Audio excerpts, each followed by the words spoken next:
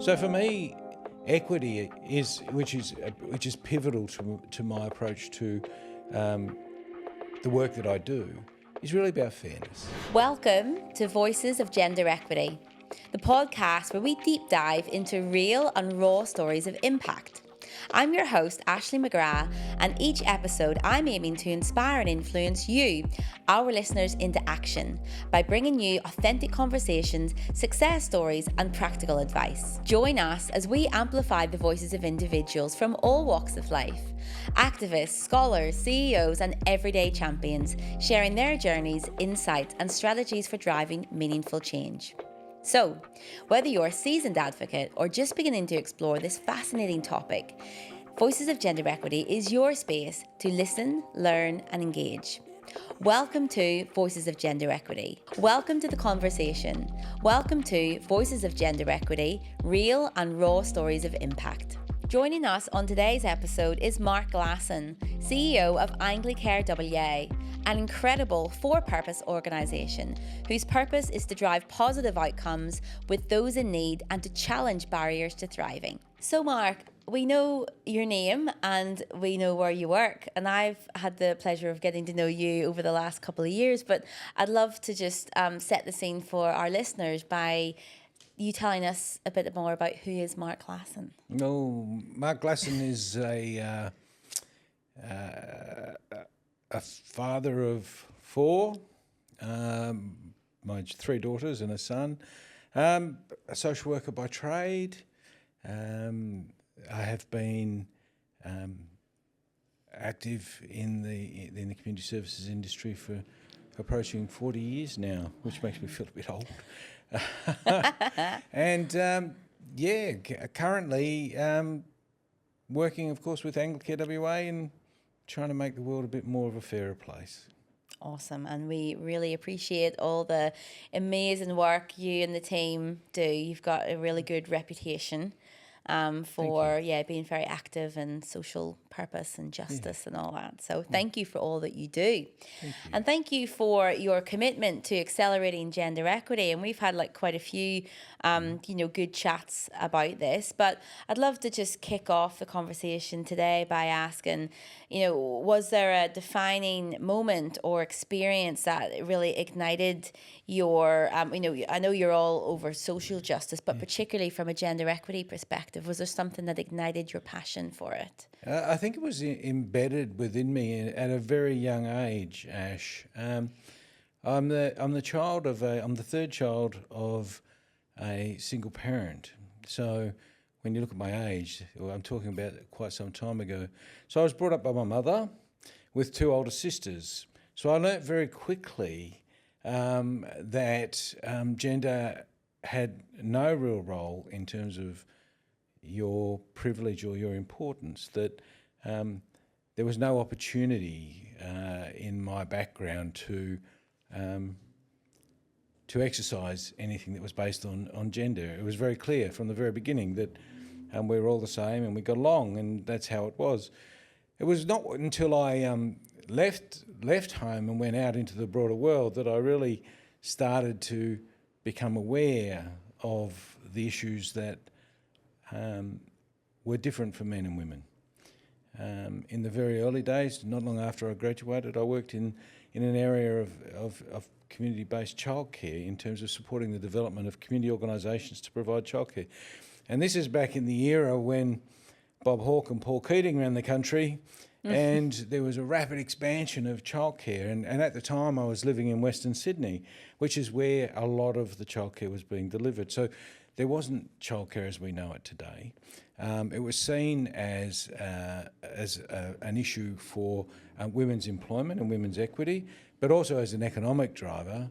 But most of the first wave of government expenditure, or a lot of it, was in Western Sydney. Right. And I was lucky to be on that wave. As a young graduate with a commitment to community development, I was able to be involved in growing community organisations about providing those services. And through that work, I met some really inspirational people. Wow. I didn't know that was the an initial hub for for like the child, like the childcare and that kind of shift? Yeah, it was in the day there were very, very few childcare services available. They were privately run. Those that existed, because they were privately run, they weren't available universally. Not that childcare is universally available now, but there were massive suburbs expanding in Western Sydney. My work was in Penrith and Blacktown, but there were other areas in Western Sydney, and there was just massively growing populations and nowhere for women to leave their children so they could go to work. And so it was a political undertaking. I think it was one of those transformational things that came out of the Hawke-Keating years, and it was just a wonderful, wonderful opportunity. I learnt so much. So I learnt a lot about community building and community management. I learnt a lot about equity in the community. My own personal experience in life had been one where, my personal experience had been one of disadvantage and vulnerability, and so the stars aligned, and I had an opportunity to be part of something that was really, really special. Wow. And so like we've come a long way since then, but it's one of my kind of big passion areas is, because they've done so many studies to show that like, and there's countries like Peru where childcare, is free. Yeah. Right? And that's in Peru. And then, there's been studies showing that if there was to be universal, free childcare it would boost GDP by like 7 times the amount of cost, and it just seems to me like a no-brainer to really invest. I know we've made some progress, and a great announcement, obviously, with the boost in pay. Salaries, yes. Yeah, to people in the sector. Well overdue. So, but yeah, I'm just like, when there's other countries which, like the Nordic countries, it's just, it's government funded, but the government and the people get so much benefit from that. I think one of the things that that both warms my approach, but also challenges as I get to the stage that I'm at in my career. We're in the process now of preparing our election commitments for both federal and state elections coming up, our asks, like right. Our policy asks. Part of the work we do at Anglicare WA is to advocate, and so we prepare documentation for incoming governments, really saying this is, and for election campaigning. Yeah. The sad thing is that early childhood education and care will be one of our priorities again this year. So when I reflect back on the changes that have been made over the length of my career, I still am a little bit. I still think that, as you said, the world knows there are so many good examples across the world, but we still struggle in this country to say that every child needs that opportunity. Yep. So for me, equity which is pivotal to my approach to the work that I do, is really about fairness, and making sure. So when we're talking about early childhood education and care, there's plenty of work out there that shows that one of the single biggest determinants of success in life is the postcode that you're born in, right? And so we need to ensure that every child in Australia has the opportunity for early learning and development. We know it's a head start. Yeah. We know that it's not equally shared, that the wealthier your community and your family, the better chances you get in life. Now, an accident of birth shouldn't determine the opportunities that a person has in their life, and that's what early childhood provides. Yeah, that's right. And I'm just sitting here reflecting how it's a little bit similar to something I heard recently. One of our members have rolled out this incredible new parental support program internally, big mining company. And one of the premises of doing that was they found employee feedback showed that it was a leadership lottery. So if you had an awesome leader, you had an awesome parental leave return experience. If you didn't, you potentially had an awful time. So employees in the same company, leadership lottery, totally depended on what your experience was. That's no good. So part of what they've done in this new initiative is it's all streamlined, it's all crystal clear, what the expectations and entitlements are in order to remove that leadership lottery. And it sounds like it's almost like a postcode lottery for that early childhood, so if we can make it accessible to everyone, you take that away. That's exactly right. Yeah. That's exactly right. And what we've got to realise, I think, as a community, is that equity isn't giving the same thing to everyone. Thank you. Yeah. Equity is about recognising that for everyone to have the same opportunity, they will need different treatment. Yeah. And I think that we lose that. I think more broadly in Australia we are committed, or we used to be committed to the fair go. I'm not sure that we still are. I don't think we understand what it is now. But the fair go was making sure that everyone got the same thing. And I think that we've progressed beyond that now, where we know that if you're a child that's growing up in one of our poorer areas in Perth, or anywhere in Western Australia, in fact, or the country, probably the globe. If you're in a poor area, you need different opportunities to ensure that you have the best chance in life. Yeah. And so that's really that's what drives me. That's what's driven me from my career. That we have to make a difference in people's lives. Everyone deserves a fair shot, and that's how we go about it. And you've kind of already answered my next question, which is, how would you define gender equity and why it's important? And I'm so glad that you're crystal clear on the difference between, because I feel like the fair go is like the equality. Everyone has the same access to but that doesn't equal the same, the equal outcome. It's the equitable approach where people are starting from different positions on these things. And I think we have to be more sophisticated in our thinking. Yeah. And I think that government policy sometimes, in its attempt to be politically palatable, goes for the equality line. And what that does is that actually can increase disadvantage. Yeah. And so for us at Anglicare WA, and for me personally, the challenge is about what do we need to do to build hope for that person, with that person? Yeah. How do we get them to trust that things are going to be better, or things can be better? And I think if you look across the country now, there's a lot of examples where people have lost hope. Yeah, agreed. And I think that for us, that's a challenge in terms of where we go.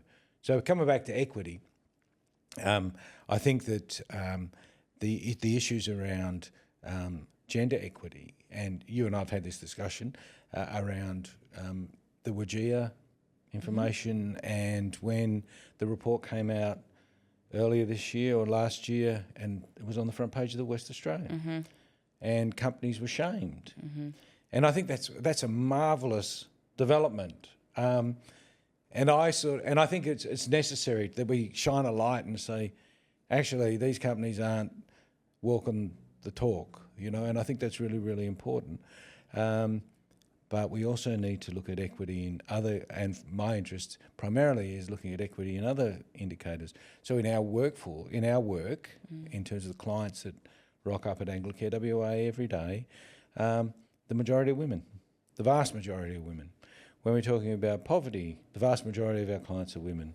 When we're talking about violence, the majority of the victims are women. So for me, seeing the front page with the WGEA outcomes was a really great thing. And for me, I look forward to the day when we can have that level of scrutiny on other parts of our sector. I know, right? Because it's one thing which people ask me kind of sometimes, well, gender equity, what does that mean? And it's like, it isn't one thing. It is the gender pay gap. Yeah. It's also, the gender balance in leadership roles and CEO roles. It's the gender balance in who's taking the parental leave. It's the gender balance in who's working flexibly. It's the gender, the gender nature of industries and role types. Like it's everything. So you had to have the transparency on the gender pay gap, which is, it's a big one, but you're right. There's so many other factors to it.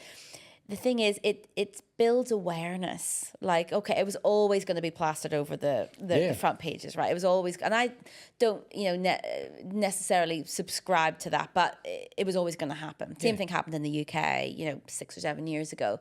But it's the spotlight that it puts on it, and the things which that prompts, the action that prompts. That's the key.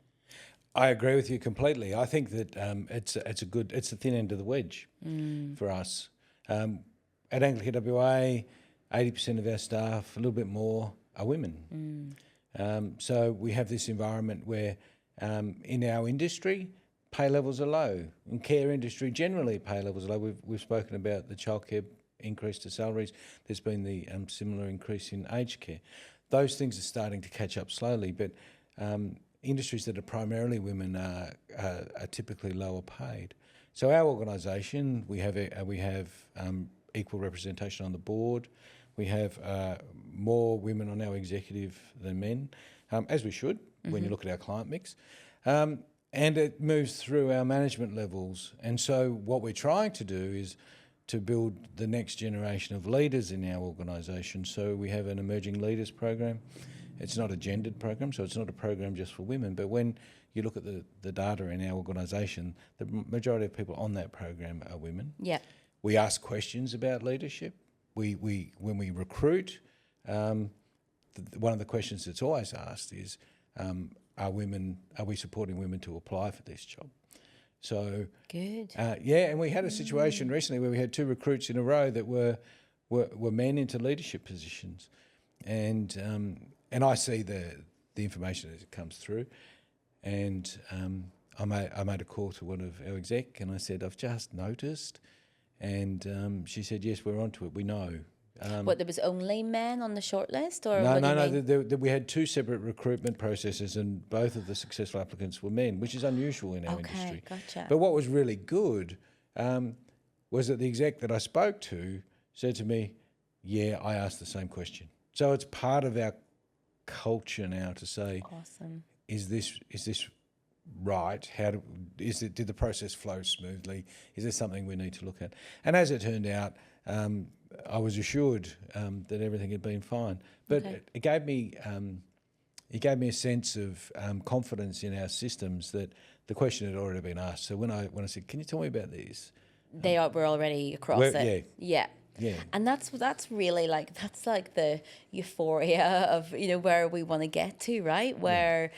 And there's this big move, CEOs for Gender Equity is built on the principle that change starts at the top, and that is true, and that will never not be true. But what I've seen in my research, in my PhD, and in the work that our members at CEOs for Gender Equity are doing, is that people have clicked on that, yes, change starts at the top, but to drive seismic change, we need to kind of educate and empower all certainly leaders, but all employees on these wicked problems, so that everyone can build that lens into the decisions and the conversations and the language that you use, and it's a really exciting shift to see it from kind of all the emphasis being on the CEOs to yes, but also everyone else. And if we can do that, that's just magic.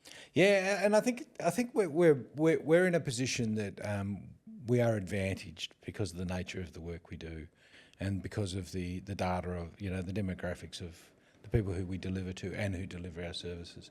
So for us, we have a natural disposition to thinking in gendered terms. We deliver a lot of services to people who use and are victims of violence in relationships. That's gendered work. There's no other explanation. Some of our other work, it's not that clear, but what that does is it instills in the organisation a view.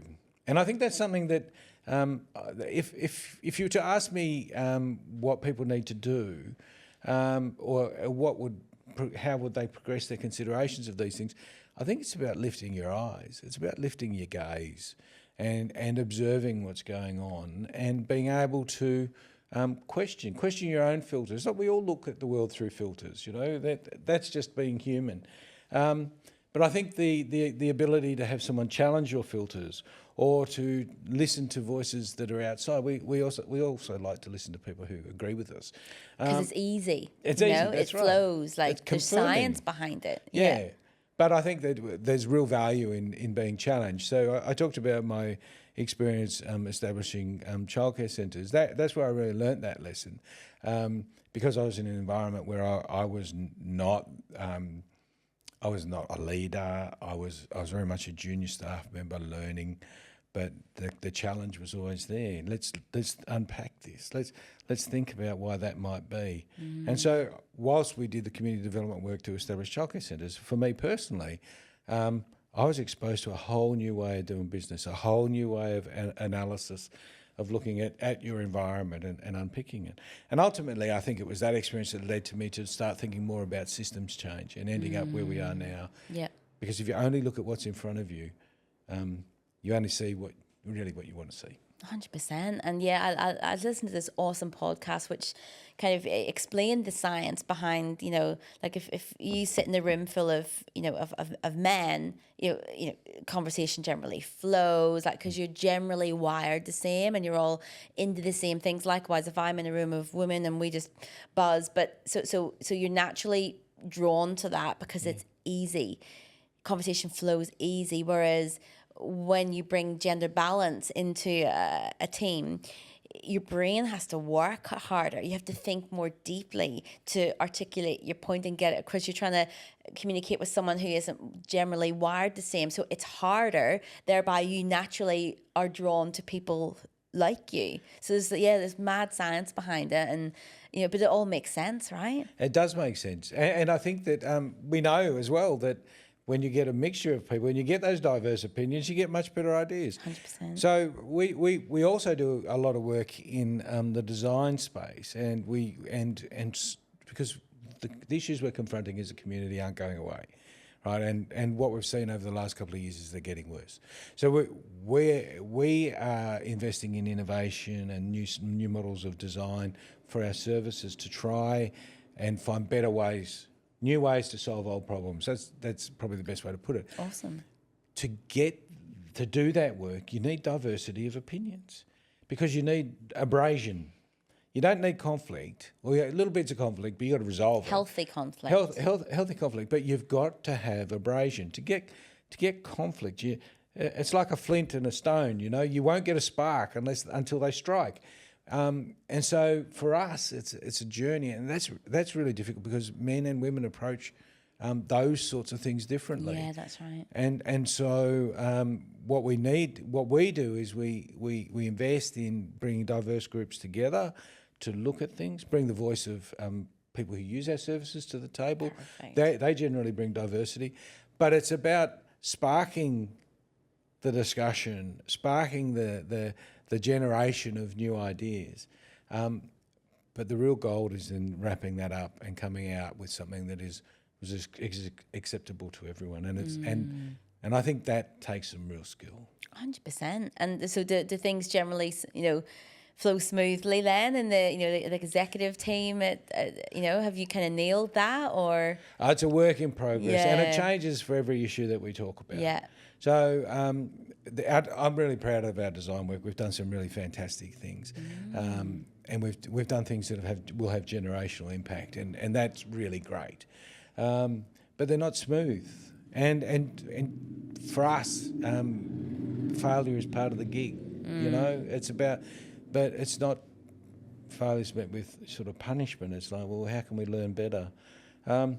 And we're like any other organisation, like sometimes we're at our best and sometimes we're not. Yep. People are under enormous pressure. Yeah, that's true. Generally in the community. And what my experience is, and my personal experience is, when things are really going full speed, my focus narrows, right? And I think that happens to teams and organisations. But reflecting on my experience, and when your focus narrows, as mine does, you miss things. And so it's a process of continually saying, hang on, me personally, but also as an organisation and as a leadership group, are we seeing the whole thing here? What else do we need to do here? How do we bring this together? What more can we do, can we bring? And that's a continual work in progress. So sometimes we absolutely hit it out of the park, and you walk out and you think that was brilliant. And other times I walk out and I think, oh, we could have done that a little bit better. Fair enough. And I think it's CEOs for Gender Equity is my first for-purpose experience, and I feel like I'm kind of resonating with what you're saying, because I feel like, with our team, we just want to take on the world, like change the world and do everything, So I think it's almost like when you work for purpose, you have to kind of, but then you have to kind of, you do need a certain level of focus, but you need to have that overall lens in what so it's kind of trying to manage that passion when you're working for purpose. Like, it's easy to just get carried away, but when it's important to focus, hone in on a few things, but have that good overall lens in the planning and design of what you want to do. One of the reflections we've had recently along those lines, Ash, has been around our willingness to dive in, right? To lean in when things get tough. That's part of our DNA, I believe. But it's not free. It has a price, right? And so if something needs to be, and that's part of I think the consideration that in terms of our maturity as an organisation. When someone comes to us, there are all sorts of questions we ask about whether we want to do something. Is it strategically aligned? Will it meet a need? Can we deliver it? And one of those questions is, well, who else could do it? Right? And for a lot of, we're a big remote state, and we are a big organisation with scale in our industry. So we can bring resources to the table that others can't. So often it's that question that loops us in. Nice. If not us, who? Right? But what that does, it has a consequence for every person in the organisation, because we say, yes, we can do that, but then it requires a new IT system to collect data, and so that's that team that comes in, and there's a new payment method because we're using a different method of engaging staff, and that brings that team in. And we've sort of had this realisation recently that, yes, we want to do all these things, and we want to be at the pointy end of business, but we have to think more clearly about the impact on our people. I like that. That's really clever. It's almost like a bit like a checklist you go through. It absolutely is. Yeah. And we never strive to be the cheapest, and we never strive to be the biggest. At Anglicare WA, we're all about impact. And so the bigger question is, can we make an impact here? Will we make a difference? And how will we know we are? And we have an outcome measurement system which is unrivaled. It's one of the proudest things.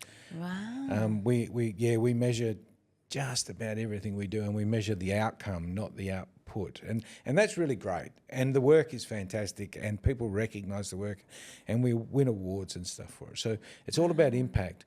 But then, so we go striving for the impact, but we also, we're getting better, I think, at packing resources behind, and in fact providing an environment where someone to go, oof, if we sign up for that one, that's going to be really hard because this and this. Yeah. But it's great work. It's a good problem to have, isn't it? It is. So I want to ask, like, specifically from a gender equity perspective, are there any role models which you have in terms of people doing awesome things, or people who've influenced what you do at Anglicare WA? Well, I think that's a hard one to answer. I think that if I think back in terms of role models, I'll go back to those earlier days when I worked in childcare, and subsequently in later years I led the state government's response to family and domestic violence, and you become in those environments where you're working in areas that the work is gendered. You happen upon people regularly who are really inspirational. So when I was at the Family and Domestic Violence Unit, I had the opportunity to work with some international and local pioneers in the work of family and domestic violence, and they really challenge and filter, and so they change your filter. So. Yes, there's several who really were able to really quickly cut to the chase in terms of what's important here, some of the local people who were involved in the establishment of the first women's refuges, they'd done the hard yards, you know, and you realise when you meet with those people that you're carrying their good work, you know, like they've been the pioneers who have really crashed through, and you're a custodian of their efforts, and how good. And sometimes you get it wrong, and they would let you know, and that's fine too. But most of the time, they're there beside you and saying, "This is what we now need to do." Thank goodness we have those people, right? Yeah. Because that's right. we've still got a ways to go, but yeah. So you just kind of you've picked up on certain traits and insights from those pioneers in this space. Because working with, I think that's an area that we still have so much work to do. It's a relatively new area of work in terms of the first refuge in Perth was established in the early 70s, you know. Wow. So we haven't been at this for long. And the data that is everywhere at the moment says we've still got so far to go. That's right. Yeah, I feel like the profile of family and domestic violence has really skyrocketed in the last, particularly 12 months. Like, it's just, it appears to be getting worse. Yeah. The data, like, if we've been speaking about this 2 years ago, we would have said that one woman a week dies across the country. This year's one every 4 days. So, you know, we're still, something's happening. Yeah, and it's funny because you wonder, is because the profile is building, is there more awareness about it now, and is it and so this is a bit of a side conversation, but in as part of my PhD, it's come up about psychological safety and harassment and things like that, and in some cases, like, the numbers, so companies are a big spotlight on this, and lots of training and awareness and engaging sessions and things like that, and they're actually finding numbers have increased, but it's was it always there and just people weren't reporting it, and is well, from a reporting perspective, is it almost like a good thing to see the increase because at least it's being reported now, So I don't know if this has been explored as to whether is, this FDV epidemic, is it getting worse or has it always been this bad, but we're just reporting more about it? I don't know. I think there's two ways you could look at it. I think if you look at reporting data, there's an argument that the increase is a result of greater levels of reporting, greater awareness in reporting. Okay? Yeah. And I think that you can make an argument for that. Yeah. But then if you look at the incidence of violence, right? So if you look at the ABS studies on the incidence of violence and people's experiences of violence, we haven't really put a dent in it. And so those numbers are fairly solid in terms of people's experience of violence in the community. I think that what we have to do is we have to overlay that with an understanding of changes in our community, right? And so there's no doubt that young men's attitudes to women are going possibly in the wrong direction. Well, no doubt, possibly. But you know what I mean? You can make a solid argument that young men are retreating to a form of masculinity that is the one that we've been working against. And how we deal with that is a real challenge. So my position on this is if it wasn't for the investment and the services that are in place, the situation would be much, much worse. 100%. So the investment we've made and we continue to make in refuges, in men's perpetrator programs, in counselling for children, in advocacy and outreach for women, in all of those things, we know that they're having an impact. Yeah, 100%. Right?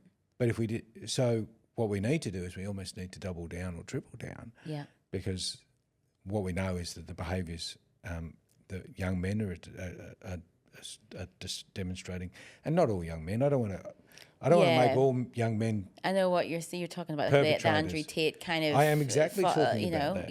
Yeah. That there's sort of like a pushback happening where young men are being told that they're being discriminated against and stuff. And I want to be really careful. That's not what I'm not saying that.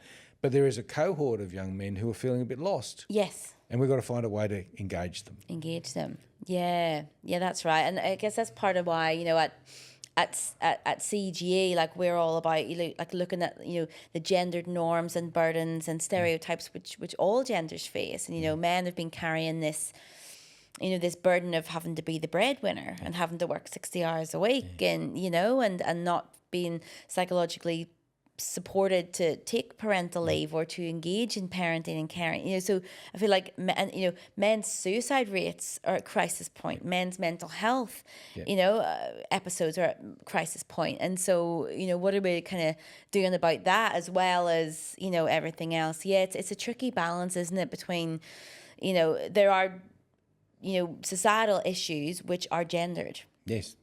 Like I said, men's suicide rate is much higher than women's suicide rates. Yep. So that's a gendered issue. So it's like, how do we kind of acknowledge all of the gendered norms and kind of bring it a bit more of like a holistic level of understanding and bring everyone together a wee bit, I think we've got to get a bit more clever in the way we design and deliver services for men. We know men aren't help seekers. We know men are not comfortable walking in and sitting in a counselling room. Most men, no, you can't. Yeah. There's no universal man. That's right. But we know that most men are uncomfortable in that environment. But we also know that programs that address mental health and violence and well-being in sporting contexts work for men who are engaged in sport. Yes, right? Taking that lens. So we can use existing communities. We know from our work with men in early childhood. We run a number of early childhood programs, and we know that engaging men, they're more likely to talk if they're doing something. So they're not going to sit in a talking circle. They're not going to feel comfortable. But if we engage them in some sort of activity, usually outside, but you can have a much better discussion. I didn't know that, but it makes perfect sense. Yeah, it's a bit like when you're working when you've got young sons. I have one son, and this isn't my experience with him, but I know other people. The time to talk to them is when you're in the car because they don't have to eyeball you. Yes. Right? But you can have the discussion in the car. So I used to have great discussions with my son, dropping him at school in the mornings. Yeah. Right? He'd be in the car, we'd have 10 minutes, unencumbered, and we could talk freely. Yeah. But if I sat down with him and said, we need to have a chat, the resistance would be huge. So it's something in that, isn't it? We've got to find a way, and just as we have to respond to the needs of women in a particular way, in the way we deliver our services, we have to find that way with men, particularly around the issues that you've raised. And that's right. And to try and kind of stop this crazy, toxic masculinity movement, like we need to just stop that. We need to kind of acknowledge what and bring everyone. The best solutions to gender equity actually involve and connect people. Don't isolate them as don't kind of try and address inequity by being inequitable yourself. We need to get better at that more broadly, and we need to really get better at saying that that whole intersectionality, the experience of this woman is not the same as that woman. That's right. And we need to respond to both. With an equitable lens. Starting points of those those subsections of diversity. It's just it's a fascinating area. Time has just flown by here. I'm just looking at my watch going, there's still so much I want to ask you, but in the interest of time, I did just want to really get your final take on, to some people, like in our community, this notion of gender equity, it's a bit overwhelming, they just don't know where to start. So in your opinion, what are some, actionable steps that, someone in the community listening to this could take to try and drive gender equity, in our communities, in the households, in, our children? I think you've got to be curious. You've got to be open to other ways of looking at the world. You've got to be honest about your own frameworks, and you need to be looking for other ways to look at the world. I talked before about the filters. I think challenge your filters, you know. I think that that's really important, that we acknowledge that this is my point of view, it's my opinion or my experience. There are others, and what are they, and how do they work? I think we have to observe others. We have to seek diverse opinions. The whole issue with social media now is that we get fed information that's consistent with our own beliefs. The algorithms do that. That's right. So, and you don't even realise it. No. So we're getting very, very comfortable in cabals of our own choice, you know, and so we don't see those diverse opinions. But I'd also say not to overcook it. You know, there are really simple steps. You know, ask the question: is this the same for everyone? Is this experience, or what I've seen, or what I'm doing, or what I'm experiencing, is that the same for everyone? Am I in a privileged position here? And I think that's a hard one for most people. Yes. But am I in a privileged position? Who's not? So for me, the exercise is really one of being open to alternative explanations of the world. Love it. Be curious. Be curious. Yep, I love that. And be brave. Ask difficult questions, you know, because we're not good at arguing anymore either. We're not good at being different. We're not good at having different opinions.